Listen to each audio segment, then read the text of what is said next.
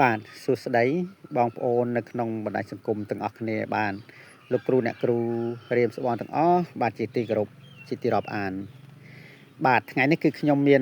ប្រភេទនៃនាងពួន3អង្គបងប្អូនណាបាទ3គ្រាប់ឬក៏3អង្គគឺយកមកដាក់ថតចែកជូនឲ្យបងប្អូនទស្សនានៅក្នុងបណ្ដាញសង្គមបងប្អូនណាបាទប្រភេទនាងពួននេះគឺសិតតែយើងយកទៅឲ្យជាងលុញឲ្យបងប្អូនណាបាទជាងលុញឲ្យដោយសារជាប្រភេទនៃសាច់ថ្មពិសេសសាច់គុជពិសេសបងប្អូនណាយើងលុញជានាងពួនទុកគ្រប់វិជាថាអាសាតែយើងក៏បានដាស់ប្រសិទ្ធិក៏បានប្រហែលយើងគ្រប់ប្រហែលសិលហើយបងប្អូនណាបាទជាយូរមកហើយបាទយកមកដាក់ថតចែកជូនដល់បងប្អូននេះគឺ4 5សិលហើយបងប្អូនណាគឺ4 5សិលហើយបាទនេះដូចខ្ញុំបានជម្រាបចឹងបាទនេះគឺជាប្រភេទនៃអង្គនាងពួនដែលខ្ញុំសាងចេញអំពីនៃត្បូងគុជបងប្អូនណាបាទត្បូងគុជដែលខ្ញុំសាងជាកូនក្រកមួយគូនោះដែលថតនោះបងប្អូនណាបាទនេះគឺស្អាតបងប្អូនណាសាច់នេះគុជ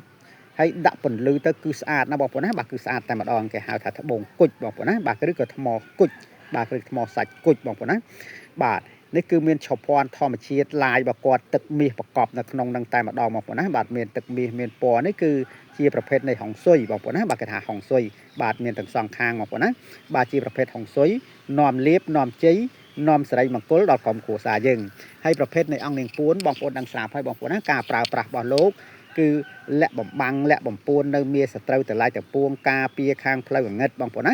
បាទនេះដូចខ្ញុំបានជម្រាបចឹងប្រភេទនៃអង្គនាងពួនពាក្យថានាងពួននេះគឺពិសេសតែម្ដងបងប្អូនណាបាទហើយតិចតិជុំនាំលៀបនាំជ័យចំចំើដល់ក្រុមគ្រួសារយើងបងប្អូនណាបាទជានាងពួនដែលខ្ញុំសាងចេញអំពីនៃគុជបងប្អូនណាបាទថ្មគុជបាទថ្មគុជដែលខ្ញុំសាងជាទូអង្គកូនក្រកនោះបងប្អូនណាបាទគឺខ្ញុំលុញជានាងពួនបានមួយគូបាទសម្រាប់ទឹកគ្រប់វិជាថាសា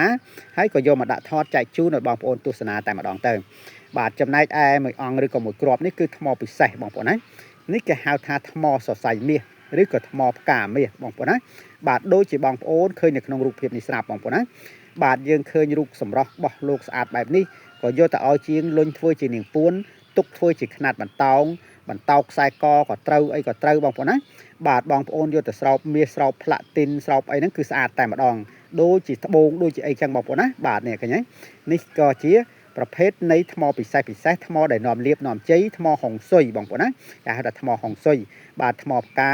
បាទដូចជាបងប្អូនឃើញនៅក្នុងរូបភាពនេះស្រាប់ចឹងបងប្អូនណាបាទមានឡាយពណ៌ក្រហមមានលឿងមានមាសមានពណ៌ស្វាយចឹងយើងស្រោបទៅគឺស្អាតតាមបងប្អូនណាធ្វើជាຂ្នាតបន្តោងខ្សែកប៉ប៉ិនម្រាមដៃបងប្អូនណាបាទខ្ញុំលុញប៉ប៉ិនម្រាមដៃសម្រាប់ធ្វើជាបន្តោងខ្សែកបាទគឺស្អាតមែនទែនតែម្ដងបងប្អូនណាគឺស្អាតណាស់បាទរបស់នេះគឺពិសេសតែម្ដងបងប្អូនណា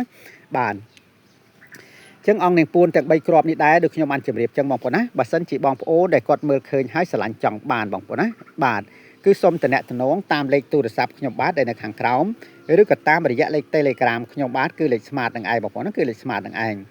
បាទហើយក៏សូមអរគុណច្រើនដែលបងប្អូនទាំងអស់ចូលទស្សនានៅក្នុងเพจខ្ញុំបាទដែលមានទំនុកទុកចិត្តលើเพจខ្ញុំបាទឲ្យខ្ញុំបាទផ្ញើអីវ៉ាន់គ្រប់ទីកន្លែងទាំងអស់តែម្ដងបងប្អូនណាហើយបើសិនជាខ្ញុំនិយាយទៅក៏លឺលួសនៅពាក្យសម្ដីត្រង់កន្លែងណាមិនសមរម្យក្តីឬក៏រៀបរាប់មិនបានក្បោះក្បាយក្តីបងប្អូនណាបាទក៏សូមខន្តីអភ័យទោសផងបងប្អូនណាសូមខន្តីអភ័យទោសផងបាទនៅចុងបញ្ចប់នេះក៏សូមជូនពរឲ្យបងប្អូនទាំងអស់បាទជួបប្រទះតែសេចក្តីសុខនិងសេចក្តីសប្បាយរស់ស៊ីទទួលទានមានបានទាំងអស់គ្នាបងប្អូនណាបាទសូមអរគុណច្រើនហើយក៏សូមជម្រាបលាបាទសូមជម្រាបលាបាទនាងពួនទាំង3អង្គនេះគឺស្អាតណាបងប្អូនណាបាទគឺស្អាតតែម្ដងបាទគឺពិសេសតែម្ដងបាទរបស់ដែលតិចជុំរបស់ដែលនាំលៀបនាំជ័យបាទជារបស់ដែលសិរីមង្គលនៅក្នុងក្រុមគ្រួសារយើងបងប្អូនណាបាទគឺស្អាតណាស់បាទពណ៌សម្បុរលោកក៏ស្អាតអីក៏ស្អាតបងប្អូនណាបាទពិសេសតែម្ដង